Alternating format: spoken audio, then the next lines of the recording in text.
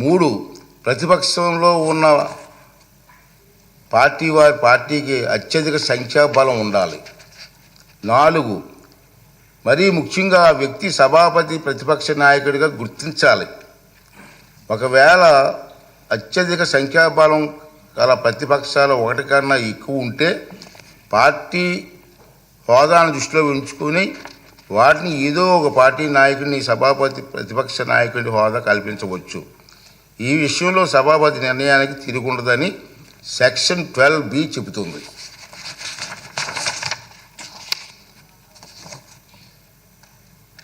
అదే సి సభ సమావేశంలో కావడానికి అవసరమైన క్వారం కనీసం సమానంగా ఉంటే సభలో మొత్తం సభ్యుల్లో 10% సంఖ్యాబలం తప్పక కలిగి ఉండాలి. ఈ చరిత్రాత్మక డైరెక్షన్ను పార్లమెంట్లో ఆంధ్రప్రదేశ్ శాసనసభతో సహా అన్ని రాష్ట్రాలు చట్టసభల్లోని పాటిస్తున్నారు. గతంలో ఆంధ్రప్రదేశ్ శాసనసభ స్పీకర్ కూడా ఇలాంటి డైరెక్షన్ను నెంబర్ 56 జారీ చేశారు. ఈ డైరెక్షన్కు మూలాలు రాజ్యాంగం చూస్తే 103, 189(3) అధికారంలో ఉన్నాయి. చట్టసభల నిర్వహణ కనీసం 10% సభ్యులు హాజరును వారంగా ఈ అధికారంలో నిర్దేశించారు. ఆంధ్రప్రదేశ్ వేతనాల పింఛన్ చెల్లింపు అనర్హత తొలగింపు చట్టం 1953 ప్రకారంగా విచక్షణ అధికారాలు వినియోగించే సందర్భంలో స్పీకర్కు మార్గం చూపేది ఈ డైరెక్షనే. ఆంధ్రప్రదేశ్లో 1972-77 మధ్యకాలంలో 5వ శాసనసభను, 1994-99 మధ్యకాలంలో 10వ శాసనసభను ఏ ఒక్క ప్రతిపక్ష పార్టీకి ఎన్నికల్లో కనీసం 10% సీట్లు రాలేదు. కనుక ఎవరికీ ప్రతిపక్ష నాయకుడిగా గుర్తింపు దక్కలేదు. అలాగే 5, 7, 8, 16, 17వ లోక్సభలలోనూ 10% ఉత్తరాన్ని పాటించడంతో ప్రతిపక్ష నాయకుడిగా ఎవరు గుర్తింపు పొందలేకపోయారు. ఇటీవల పొరుగులో ఉన్న తెలుగు రాష్ట్రాల్లో 2021-2019 ప్రతిపక్షంలో ఉండే అతిపెద్ద పార్టీ నాయకుడు ప్రతిపక్ష నాయకుడిగా సభాపతి గుర్తింపు ఇచ్చారు. కానీ కొద్ది నెలల తర్వాత 9/6/2019 తన సభలో ఆ ప్రతిపక్షానికి సంఖ్యాబలం 10% కంటే తగ్గిందన్న నిర్ధారణకు రాగానే సభాపతి ప్రతిపక్ష నాయకుని ఇచ్చిన గుర్తింపును ఉపసంహరించుకున్నారు. అలాగే 8వ లోక్సభలో తెలుగుదేశం పార్టీకి 10% సంఖ్యాబలం లేకపోయినా పి. ఉపేంద్ర గారిని ప్రతిపక్ష నాయకుడిగా గుర్తింపు లభించిందన్న మాట కూడా అవాస్తవం. మనం మాట్లాడుతున్నాం టీవీలో ఉపేంద్ర గారికి ఇచ్చారు కదా మీరని. అది వాస్తవం కాదు. నేను రికార్డ్ అంతా వెరిఫై చేయించాను. అది వాస్తవం కాదు. పి. ఉపేంద్ర గారు ఆనాటి సభాపతి టీడీపీ గ్రూపు నాయకుడికి మాత్రమే నిర్ణయించారు.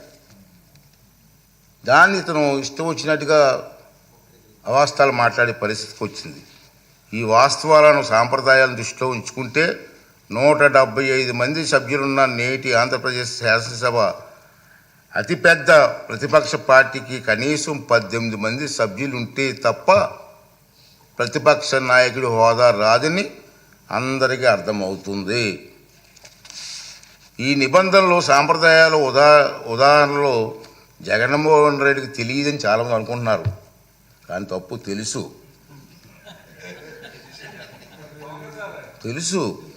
ఎందుకంటే 2019 జూన్ 13న ముఖ్యమంత్రి హోదాలో ఆయన ఇదే సభలో ప్రసంగిస్తూ చెప్పిన మాటలు మనందరం గుర్తు చేసుకోవాల్సిన అవసరం ఉంది. చంద్రబాబు నాయుడు గారికి 23 మంది శాసనసభ్యులు ఉన్నారు. ఒక 5 కానీ లాగేస్తే ఆయనకు 18 మంది కూడా ఉండరేమో. ఈ హోదా 17 మంది ఉంటారు. అప్పుడు ఆయన ప్రతిపక్ష నాయకుడు స్టేటస్ కూడా ఉండదని చెప్పి ఇదే జగన్మోహన్ రెడ్డి గారు ఈ హౌస్లో మాట్లాడిన సంగతి మీ అందరికీ తెలుసు. మరి అది తెలియ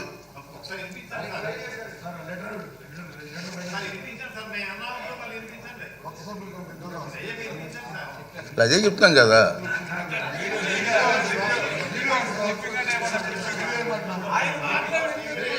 ఆయన మాటలు వినిపించాలా? అయితే మరి రికార్డు చేయాలి, మరి వినిపిద్దాం.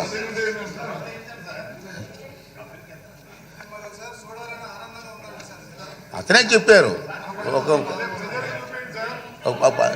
నీకు హోదా పోయేదానికి అవకాశాలు ఉన్నాయి.